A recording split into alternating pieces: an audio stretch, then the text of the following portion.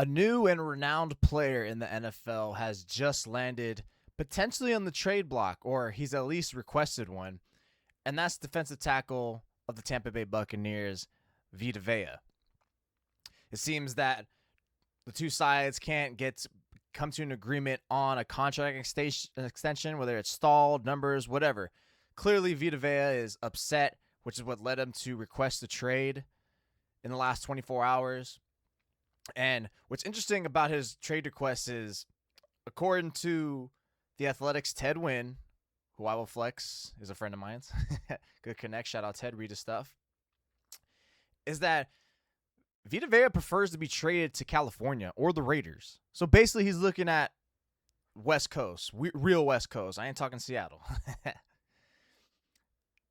And that lays up a perfect opportunity for the San Francisco 49ers to go like, hey, Tampa, what's going on with Vita Vea? We want him. What's up? We heard he wants to come back to California. Holla at us.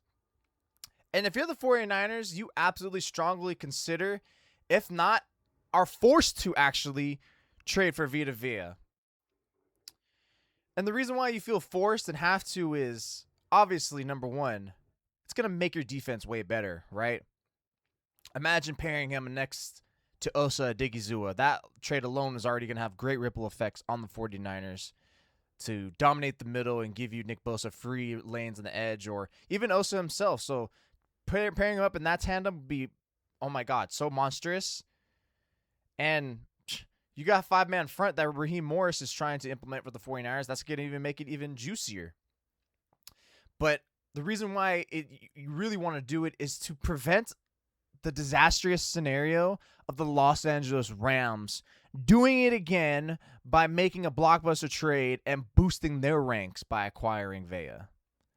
Like, don't think for 1 second that that's not crossing the minds of the Rams. It most certainly is. Now, I know you can probably push back. Well, they're looking at bringing back Aaron Donald, and obviously he's a monster. And why not just bring one of their own? They already have the contract. They don't have to give up anything, right? All they gotta do is give up cash. Whereas, of course, if you go down the Vita Vea route, you're giving up picks. You bring up a new contract. It's like, why would I not just do that for Aaron Donald, who's probably on the same caliber, even though he's been removed some years, right? Or just a step or two below, whatever. That would be the easy decision, right? And it is. But this has been going on for like a month or so now, right? With the Rams and Aaron Donald. Wouldn't they have gotten closer to some decision, or maybe he's even come back? You could say maybe he's trying to skip training camp, sure, but there's a lot of weirdness with that situation with actual Donald's contract, number one, and also, is Donald going to want more money to come back? Because he has leverage. He has leverage as much as the Rams have like a great scenario already with Myles Garrett. Like alone, they're fantastic. But now if you're Donald and you're the Rams, you're thinking, wow, if we get you back, we're gonna go to some new heights and this is gonna be fun. And Donald knows like, hey, you guys could definitely have the number one defense now. If you bring me back, pony up. Yeah, so he can take the Rams for a ride. And if you're Los Angeles, if you're Les Snead, general manager, head coach Sean McVay, it's like, we love this guy, but like, Vita Vea is only going to be on the table for so long, in a limited amount of time. And if we miss out on getting back Donald, we're not going to get anywhere close to a player like this again that we want in the interior to help us with Myles Garrett. Like, no, we're not going to get close to that. So maybe you do pull that trigger. There's no reason to doubt they would. I mean, that they wouldn't, because 2026, they've already made it clear, hey, it's our year. We're going to go win. We want to win the Super Bowl. LA's in our hometown. We want to do it again.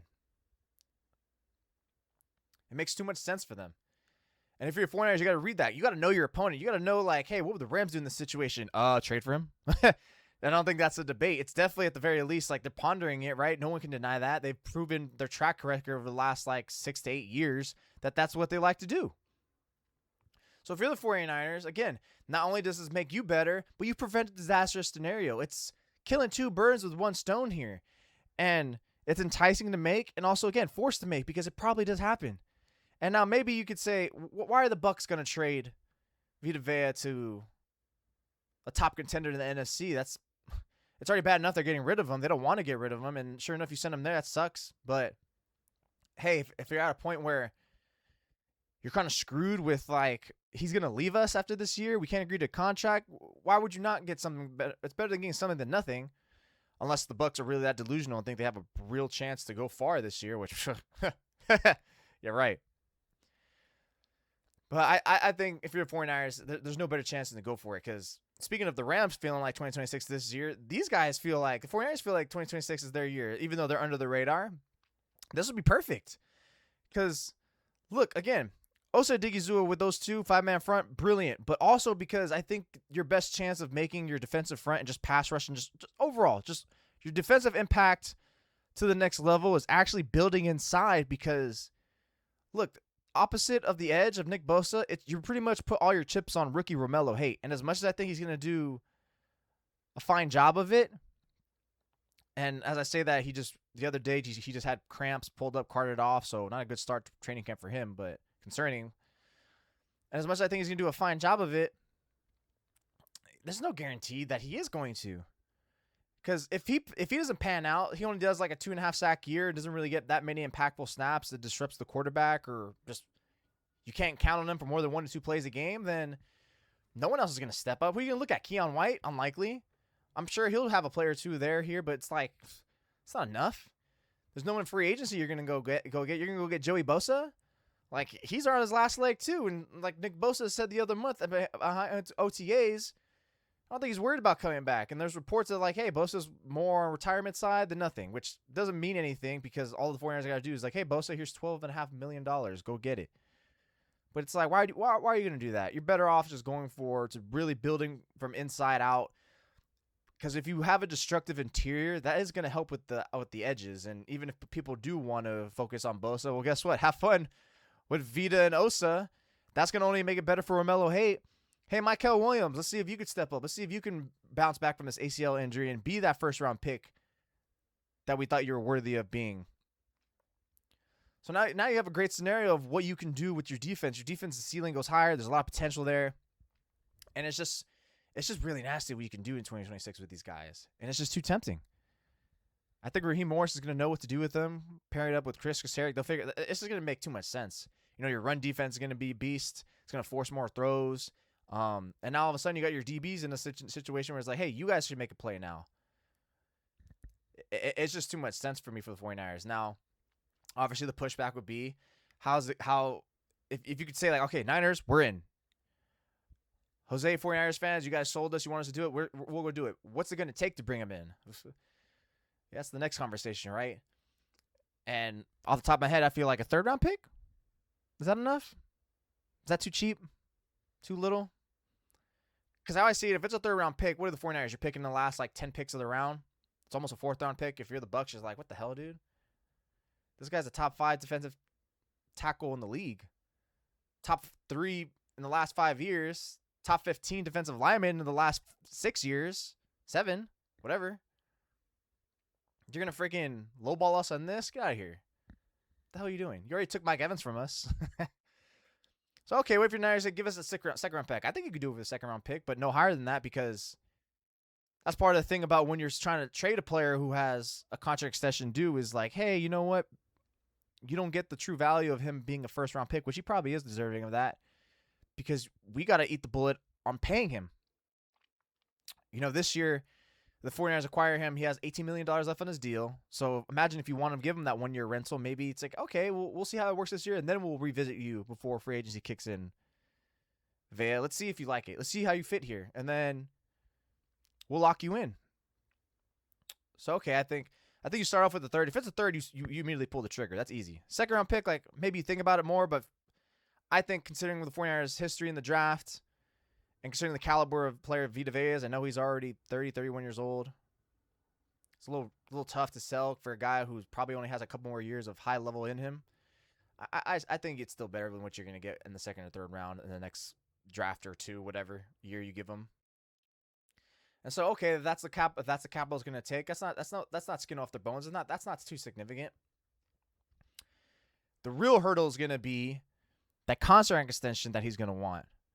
Because, yes, the 49ers have the most salary cap space in the league this year. They have, roughly like $70 million in cap space, give or take a few.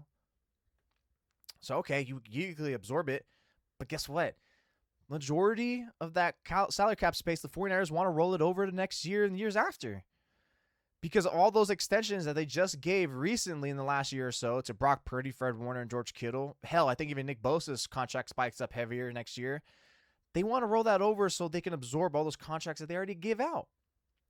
So how would they even make Vita Vea work if they do give him an extension? Because if you do trade for him, you mostly want to do it because you want to lock him in for the next few years, right? It's a little tough to make it work. So it's not the draft capital that's going to be tough to sell, or even the idea of adding him. That's easy. It's how do you make a contract extension work? Because if you do trade for him, do you just say, screw it, we'll just absorb just the 1 year hit and just say goodbye to this second round pick for on a 1 year rental? I feel like that's not what the 49ers want to do anymore. I think that they've been kind of adamant for the last year, like, we don't do that. We want to trade intently. Even though they kind of did that with Osa Odigizua, but still, I think they have like another year on his deal if they feel like he's a fit and they keep the option or they work on the deal. So, and he is the player that you do want to extend because he is younger and probably can still get better. But yeah, I think that's where you're really holding up on, do you make Vita Vea fit into your roster? Because if you do, you're either making his contract one that doesn't kick in until years down the line, or you got to look at a couple contracts already that are going to spike next year and restructure and just kick that can down the road so it doesn't kill too much so you can make Vita Vea's contract work. Because ultimately, at the end of the day, you can make it work. It's just going to be very inconvenient for the next few years with your salary cap if you want to go to free agency. Because fast forward, let's say 2028 free agency is like, hey, why aren't the 49ers acquiring X, Y, and Z player when people start getting up in arms while they're inactive? And it's like, hey, you can't get mad at them for being inactive when they already extended their top players and they made these trades and the extensions. And guess what? Like, this is the trade-off. And I think that's fine. Because again, these players are not getting any younger, especially on the offensive side of the ball.